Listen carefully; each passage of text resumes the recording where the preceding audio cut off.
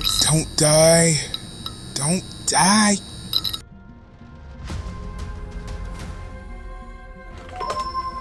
It's alive. We don't need nobody knowing we're here. Wait, it doesn't work. Well, we got 90 days to figure it out or we're fucked. We got one! Hey, welcome to the Oh Hey Void Table Read series, where we pitch our pilot to you by performing our screenplays with AI voice changers. Today's episode, we'll be reading Survivors Don't Die, Episode 1, Act 3. If you'd like to read along, you can download the screenplay at survivorsdon'tdie.com. Be sure to stay after the reading for some creator insights. Let's dive into it. Act 3. Exterior Bunker Courtyard Morning. The courtyard between Network Building 2 and the shipping container wall is a circular driveway. The windows of the building are boarded up. Wooden crates are used as flower beds, while heavy military artillery is organized nearby. The 5-person crew is strapping on the last of their travel gear. Tim presses a button on his futuristic javelin. It retracts into a baton-shaped hilt. Yuki finishes strapping her hunting slingshot to her wrist, extending it and retracting it for good measure. Ollie tosses Zola a resin capsule that he locks into his futuristic bow quiver. He retrieves an arrow that rapidly 3D prints itself, so they never run out of ammo. G is smoking a hand-rolled cigarette in the doorway, his billhook strapped to his chest. He places his metal cigarette case into his vest pockets and joins the team. Before we all go and get ourselves killed, I want to revote. Come What the on, fuck we're is already wrong with you? outside. Why do you always have to do this, man? Don't you think we need more info before we go halfway across town for some stranger? Gee, we're running out of supplies. We don't have enough people to do a provisions recon, and we all fucking agreed this is happening. No, you decided it was happening. More people means more problem. So you got a better idea, Jack? Fuck you. Don't get so wet just because you finally got a DM in 2 years. Ollie takes a step toward G, her fists clenched in anger. Zola jumps in her way. All right. Let's just revote, okay? It's fine. G and Ollie stand down. Zola takes a deep breath, trying to restore some sense of order to the situation. All who want to stay. G raises his hand, while all the others look at him with annoyance. Fuck this shit. I'm staying. You assholes can go play hero without me. Ollie pushes past Zola.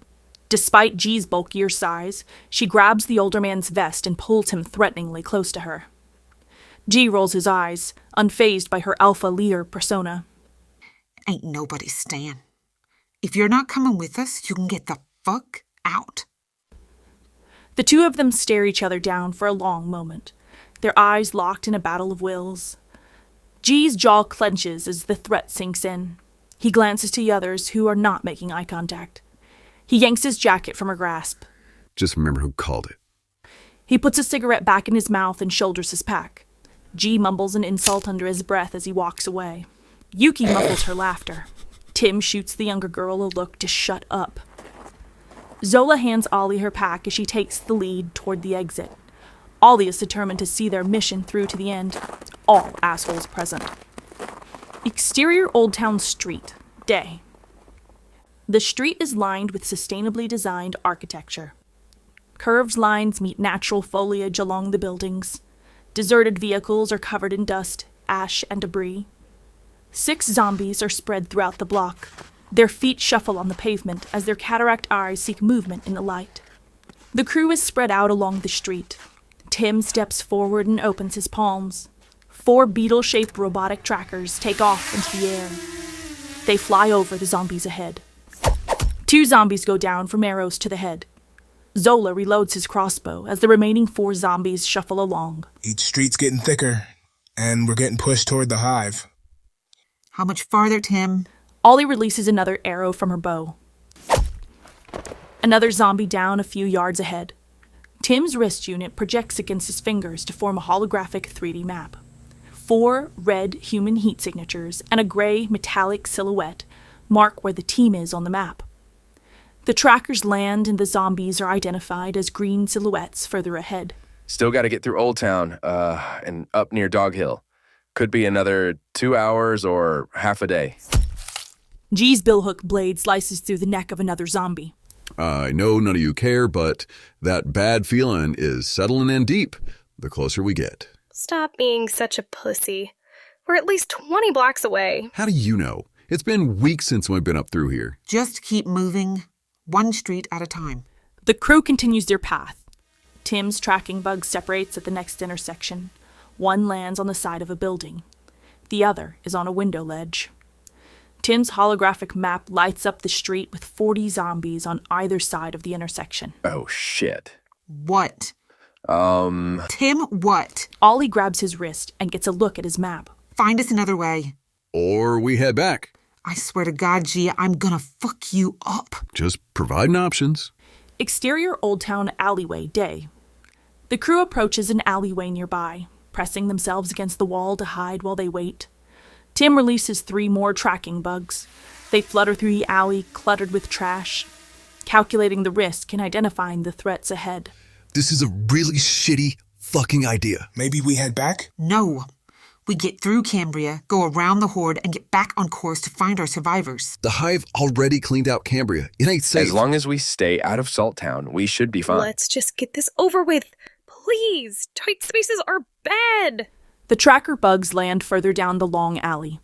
3 green zombies appear on the holographic map on Tim's palm. The tracker bug lands on an opening to the alley further down. A red alert beacon is sent to Tim's pulse unit. Tim adjusts the map for a wider view. He sees 50 zombies appear on the street parallel to them. 2 on the left, 1 on the right, a whole bunch on the other side. Ollie steps to the front and leads with her bow loaded. The others follow. A zombie falls to the ground.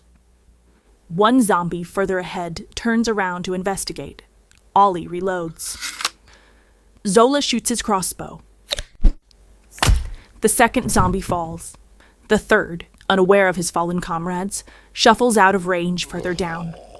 The crew advances through the narrow space and pauses at an opening that leads to the street littered with zombies. Tim crosses first, then Yuki, Ollie, G, and Zola. They pause against the wall. Tim makes sure they weren't spotted. The horde visible is only a few yards away, feet shuffling along the pavement, unaware of the living watching from the dark. While Tim makes his assessment, Yuki watches the remaining threat ahead. The third zombie, left at the end of the alley, sniffs the air. His jaw shivers open. He bites at a familiar smell lingering in the breeze. Yuki watches as he turns in their direction, sniffing and tasting. She aims her slingshot with a 2-inch metal ball. Tapping a button on the projectile, a band of light flickers along the smooth surface. She fires. The projectile flies through the air. 4 blades emerge from the band of light and begin to spin. The projectile makes contact with the remaining zombie, slicing its head in half. Yuki clenches her fist in celebration, but the zombie falls and lands loudly on a metal trash can. Its lid rolls down the alleyway and clatters to a halt at the crew's feet. Fuck. Sorry. The crew listens as the clatter echoes off the narrow walls. Silence settles for a long, withheld beat. The sound of footsteps is heard from the opening they just crossed. Tim looks back and spots the horde taking notice. A grumbling of moans bounces off the narrow space. Run. Run! Yuki rushes to the zombie she just killed. Picking up her ammo of choice, Ollie snatches her arm and launches her forward. Are you fucking kidding me? Move! Move! I told you. They sprint down the alleyway. The zombie horde of 50 chases after them. For every zombie that stumbles, another climbs over it. A wave of undead bodies grows larger. Their mass as one struggling to morph into a line gives our heroes a chance. The crew break out on 2. Exterior, Cambria Street number 1. Continuous. Ollie and Yuki bolt out on an open street. The buildings here are taller, sleeker, more curved and shiny. The 2-way road is wide. Deserted vehicles clutter the path. Tim is lagging behind the rest of the crew. He taps his wrist unit and hits reposition. The tracker takes flight from their positions on lampposts and buildings nearby. Flying over the horde and ahead of the running crew, the distance between the two is shortening. The first tracker lands on the side of a building up ahead. A hive bee hovers past and approaches the road where the crew is running for their lives. The mechanical threat is powered by a propulsion system. Its mechanical legs dangle like a metal bee. On its side is a nameplate that reads, Sanctuary Recovery Droid. Yuki slides to a halt first. She points ahead. Bees! Yuki's hair and clothes are hit by a wall of wind. She stands in shock as the large floating hive bee turns the corner. Fuck! Ollie grabs Yuki out of the windy downwash and pulls her out of the way. The hive bee scans the street. The 4 human crew members are identified with red thermal silhouettes hiding around the corner. The zombie threat is quickly locked on by their green thermal readings. The hive bee activates its weapon systems. Tim is ducking down behind a deserted bus, unaware of the threat. He is focused on his holographic map, trying to find a path on the street ahead. The zombie horde is getting closer. Yuki jumps away from the street corner when she notices Tim's position. Tim, get out of there! G yanks up Yuki by the waist and returns to cover. Tim looks up just in time to see the hive bee unleashing a shower of hot white lasers. The light bullets take down a zombie as it leaps over a car toward Tim. Tim darts around the bus, narrowly avoiding the shots. The zombie horde falls to the ground, decimated by the continuous line of light bullets. The hive bee passes Tim. He gets up and joins the others, who have made it too. Exterior Cambria intersection continuous. Ollie, G, Zola, Yuki, and Tim huddle against a wall, panting for breath. I told you. I fucking told you. We can't go back now. We ditch the bee and keep going. Who'd it lock onto? They each shrug and shake their heads unsure. Let's not wait and find out. We take separate routes to throw it off. Once we're out of the territory, it won't follow. Ollie extends her hand, and her wrist unit projects a similar map to Tim's. She places a marker on a building that lights up and reads, Culinary Center. We'll hunker down to Culinary Center. But that's in Salt Town. You just said that. It's outside their pollinating zone. We should be fine. G shakes his head and laughs at the absurdity of their situation. Ollie and Zola take off down their own paths. I'm sorry, it's my fault. Hey, you gotta focus. I'm with you all the way, okay? Yuki nods. Yuki. To G. Maybe you were right. I usually am. Tim grabs Yuki's arms and leads her away. G peeks around the corner to see the hive bee mowing down the zombies trying to escape the alley. Exterior Cambria Street number 2. Continuous. Zola jogs down the side of a one-way street, crossbow at the ready. He stops to catch his breath on the stoop of an abandoned coffee shop. Checking his wrist unit, he pulls up a map similar to Tim's. All the heat readings are behind him. Take me to the Culinary Center. Fastest route. A path appears on the 3D map, curving through the streets to the destination. Zola takes a few more deep breaths before stepping off the stoop. He is met by the humming of a hive bee waiting for him. Zola's eyes widen as he backs away from the threat. As he turns, a tranquilizer dart shoots out from the hive bee and lands in Zola's back. He gasps for air as his legs lock up. Before he can fall, the hive bee's 4 large metal legs open up and engulf him. Exterior Cambria alleyway, continuous. Ollie runs through an alley, loading her bow as she goes. She approaches the outlet, but a hive bee blocks her exit. She retreats in the opposite direction. The hive bee is too large for the alley. It releases 2 surveillance drones that follow her. They both fire darts. Surveillance drone 2 makes contact with Ollie's neck. She attempts to reach behind her, but her legs lock up. Her eyes close, and she falls forward. Exterior Cambria Street number 3, day. Yuki and Tim are sprinting down a deserted street. They hop over a parked car. Tim spots an abandoned warehouse nearby. This way. They turn the corner and make their way to exterior warehouse building continuous. Tim helps Yuki climb up near a window in the side of the warehouse. Just as Yuki opens the window, Tim hears a buzzing from around the corner. He pushes Yuki forcefully into the building. Hey, don't push. Yuki hits the floor. Stay there. I'll be back. Tim runs into the middle of the street, waving his arms. Hey! Over here! Come and get me! The hive bee turns towards his voice. Its thermal reading not acknowledging his gray metallic signature. On his pulse unit, Tim turns on his thermal mode. The hive bee picks up on the new heat signature. A chase begins. Interior warehouse building day. Yuki recovers from her fall into a pile of boxes. Once she is able to get her footing, she surveys the warehouse. The open space is filled with toppled shelves and stacked pallets.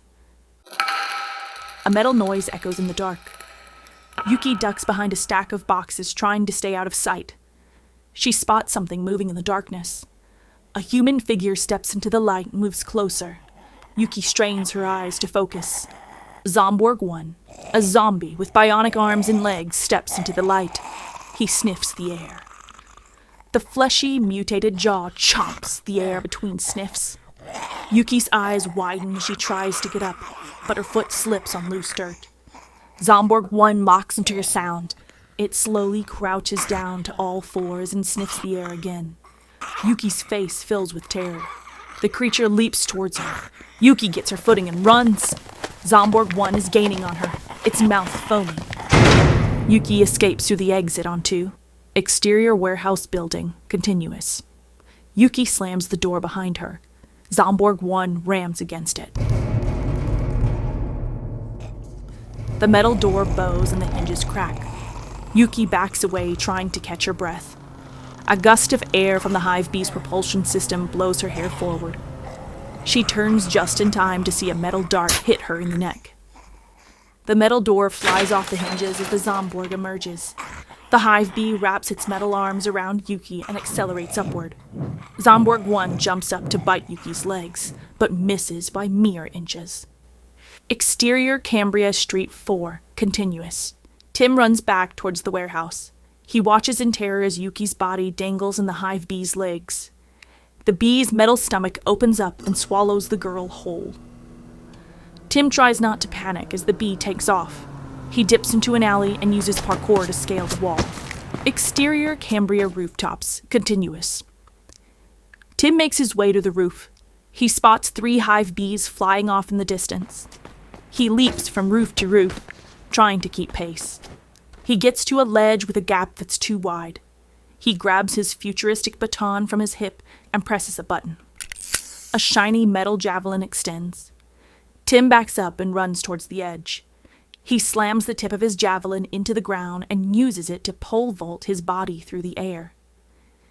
G can be seen on the street below, looking up in disbelief. The fuck? Tim crashes through the window of interior abandoned office building, continuous. Glass shatters as Tim falls to the ground, sliding across the office floor. Sitting up, he groans. Zomborg 2, an elderly female with a bionic arm, sniffs the air to Tim's left. Her jaw chomps down at nothing. Tim stands up, quickly scanning the area for his javelin. Zomborg 3, a male with metal ears and gouged-out eyes, is creeping closer to Tim, sniffing and chomping. Tim backs away, edging closer to the open window ledge. He spots his javelin between the 2 Zomborgs. Zomborg 2 lunges towards him. He dodges the attack and picks up a file sorter, throwing it at the threat. Zomborg 3 hones in on the sound and approaches with precision. Tim gets blocked in and throws whatever he can at the approaching modified zombies. Janice, did you get the memo about not fighting in the office? Zomborg 2 goes limp as a javelin punctures through her temple. Tim looks over to see G smiling. Nice jump, idiot. Blind Zomborg 3 turns towards G's voice, chomping at the air. G splits the creature's head in half with a single blow of his billhook. Blood splatters mostly on G and a little on Tim's shirt. Jesus, G, really? What? I saved you. Come on, the bee's got Yuki. Shit. Tim claims his javelin from the skull of Zomborg 2 and moves through the door. G follows after him. Exterior roof of abandoned office building, continuous. Tim charges out of the roof access door, looking up at the sky. His javelin at the ready, he rushes to the edge of the building. G exits the access door, catching his breath. A dart lands in G's neck. He goes limp. A hive bee scoops G up into its metal legs. The bee's stomach opens up with a rush of cold air. G's body is engulfed into its belly. Clink! Tim throws his javelin at the hive bee, but it bounces off as the machine gains altitude. No. What is happening? What is happening? Tim follows the hive bee to the other side of the roof. He spots all 4 hive bees heading toward a large gray wall towering over small buildings in the distance. Super, the hive. Tim is alone and unable to follow. End Act 3. Welcome back to the Insider Scoop with me, J-Wall, and my lovely lady. Amber, we're here together. There she is. Amber, so what's your favorite part about that act there? Act 3 is possibly the most action-packed act we have. Actually, it is. It's pretty awesome. I think we've animated more of these scenes as our screen tests than any other act. Yeah, so if you go to any other of our other videos, you will see a lot of this scene played out in animation. Yeah, I think for me, the most important scene in this act is the moment where they all confront each other in the beginning. Courtyard. Yeah, I think that there's really great moments of establishing hierarchy and establishing that they do all carry for each other, but at the same time they have a distinct understanding that this is their last chance for survival. This shit is real. Yeah. What's your favorite part? My favorite part of this act is just all the hive bees coming in and Tim running through the rooftops and smashing into windows in the little office scene. And then really though, like just how it all like, it just builds up and then ends on the rooftop with him alone without all his friends. It's like, where are they going? It does a great job of also exposing kind of the tech and the weird environment that surrounds the hive and the hive bees. And what is this big wall in the distance? You'll have to stay tuned to next week for Act 4 to find out. If you want to know more about how you can greenlight this project to a fully animated series, visit ohheyvoid.com.